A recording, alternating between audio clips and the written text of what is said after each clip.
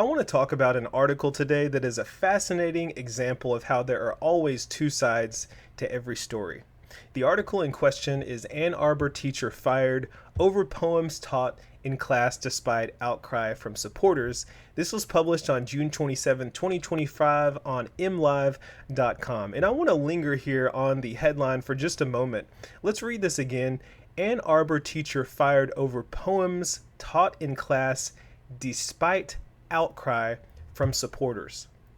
So immediately when I read this headline, I said to myself, well, okay, so here we have another case where there's a teacher that is trying to do their job. They're just trying to maybe expose their students to poetry, and for whatever reason, they're unjustly fired. And there are a lot of people supporting them and backing them, saying, no, this should not happen. It's not fair to this teacher. And I read this article a few days ago, actually, and what I noticed today is that for some reason it's now behind a paywall. So we can't read the entire article, but it does say Ann Arbor, Michigan, despite outcry from supporters, an Ann Arbor High School English and Language Arts teacher is out of a job over allegedly inappropriate poems taught in class. Allegedly. Members of the Ann Arbor School Board agreed in a meeting Wednesday, June 25th, to fire Emma Hamstra, a teacher at Community High School of 5 years and alumna of the district. Okay, so what I'm going to do here is just kind of recount what I remember from this article. So basically, this is a case where you have a high school teacher who, according to the article, has had some specific poetry that is meant to empower women. It is meant to combat and counteract negative self-speech about women. And this teacher in question has had this poetry and has taught this poetry for years. It's been part of their syllabus for years, and they've never had any issues with it. But for whatever reason, the article said that the teacher was put on suspension and not given any reason, and only told the circumstances a few hours before the school board was set to meet and fire this teacher. So they were blindsided essentially from the whole situation because they didn't know why they were put on suspension and then were just subsequently fired from their position. And it seems kind of fishy. Now that's what I remember from the article. But I did happen to find another article, which we can take a look at, that will back up basically what I'm saying. This is from WMEU.org. It says termination of Ann Arbor Community High School teacher sparks angry reaction. Again, just looking at this title, we're talking here, there's backlash, angry reaction, so there's got to be something up with this. Something unjust happening here. And the article says, over the strong objections of family, friends, and many fellow instructors, the Ann Arbor School Board has terminated a community high English teacher. Supporters of Emma Hamstra couldn't hold back their anger as the board voted to follow the administration's recommendation. It involved a complaint from a parent regarding poems that were part of her syllabus and used in class for years. Just as I said, Hamstra's attorney, David Nacht, described them as, while explicit, fighting degrading speech. The whole point of the poems is to make people feel comfortable with themselves, and of course, they may make some people feel uncomfortable to hear them, but it forces people to think and then feel like, okay, other people are struggling too. A lawsuit is expected. The district says it doesn't comment on personal matters or possible litigation. So, coming from an ELA background, I will be teaching 7th grade ELA next year. This is kind of alarming, and it makes you wonder what you can and cannot do in the classroom. For example, I had a classroom library for the past couple of years, and moving to a new school, I'm wondering now, well, is this classroom library going to be acceptable? Because I did have books such as Of Mice and Men, I had Huckleberry Finn and Tom Sawyer. Some of these, The Hunger Games, some of these books that have been banned in other school districts, However, I did require students to have a permission slip signed in order to use that library, so it's not like I just taught these materials. I did make them available for students who gained permission, but it makes me wonder, like, is this something that I can do? Because, is this objectionable material? Is this going to come back to bite me? And not only that, but if I do take a wrong step, is the administration going to support me? Or am I going to be blindsided like this teacher allegedly was when it comes to my job and have to face severe disciplinary action, lose my position? It's like you got to be careful. And at least that was my reaction reading this article. But what I found very interesting is that there is also a Reddit thread that is specific to this article. And this Reddit thread was started by someone who claims to be a student in this class. This is the twist here. Someone who alleges they are a student in this class and witnessed and saw how all this went down and is providing additional context. Not only that, but some other students got on to chime in on the situation. Now, we can't necessarily verify whether this is true or not, but I want to go ahead and read these accounts of this situation because, if true, they provide some overwhelmingly contrary context to this situation. Now, you're going to have to bear with me here because this is going to be just quite a bit of reading, but I think it's important that we read this to see exactly what is being claimed. So here it is. This is from this_map_269. I'm a student from that classroom. There was more than just one poem. This was just the one the dean overheard in the hallways from how loud the poem was on the speakers.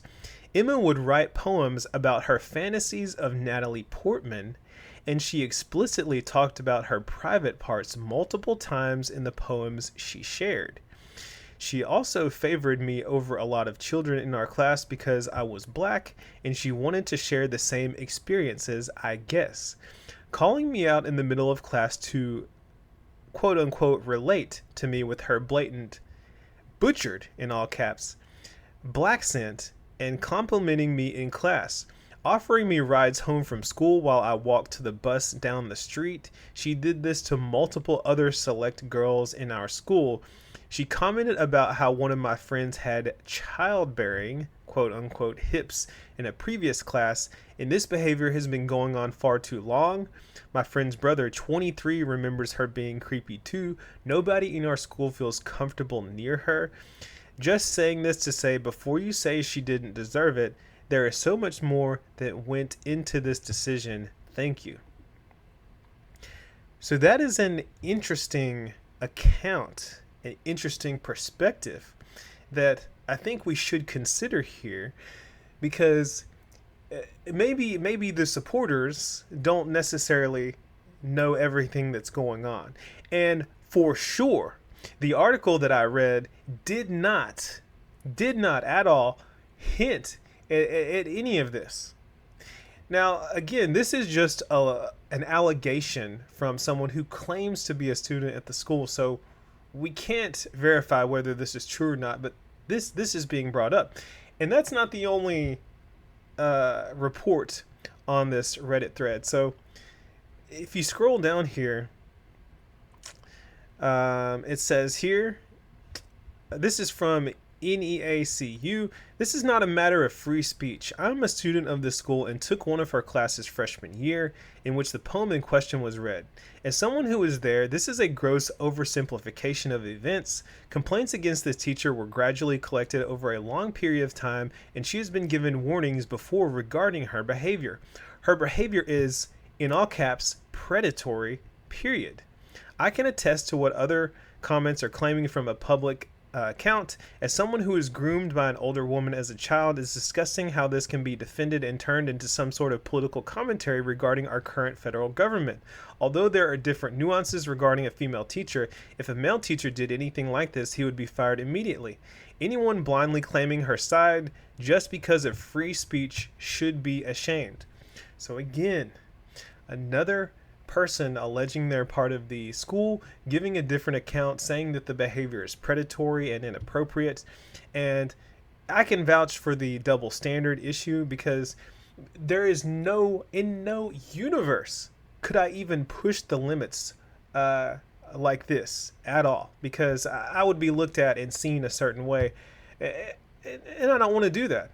It is very weird, um, as a male in this profession, and constantly having to fight off allegations, and I've had to do that before. I had a situation where and it wasn't even something I had to necessarily fight off, but I had my principal come to me and tell me that a student had fabricated or was trying to fabricate allegations against me, because the student that she was communicating with, a student had come and told the principal basically that another student had texted her trying to come up and create a story to say a bunch of stuff about me. And this student went to the principal and ratted out this other student. The student who was a troublemaker from the beginning of the year, was called wreaking havoc, was trying to run the grade level. But I have seen that situation where a student has tried to pull something like that. And yeah, so I constantly feel that. And so it's very, I don't know. I'm kind of getting off topic here. But so there are some additional posts here. This is quite an extensive thread. And a lot of people have things to say. But like I said from the very beginning, I think that this is a fascinating situation, because I read a lot of these news stories, and these news stories paint things in one way. They give you one side of the story. But I think that when you look into these stories, sometimes there is additional context that is not being presented, additional nuance that shows the story in a different light. And so maybe it is just that this teacher was terminated. I'm not saying that that is the case. I'm just saying that it is a possibility, definitely in light of these, in light of this Reddit thread and these responses that are from people who are saying that they are students and were on the ground in this situation. But that's all I have to say. My takeaway from this is, hey, consider the fact that there are two sides to every story. And what you hear and what you see about teachers in the news is not always true. False allegations are made, false support is given. So anyways, that's all I have for you in this. And I'm curious as to what you think about this situation. And hey, if you were a student who was there, let me know your experience down in the comments section. If you are just a watcher, new to this channel, remember to like, share, comment, subscribe. Thank you for watching. Again, that's all I got for you. See you in the next one.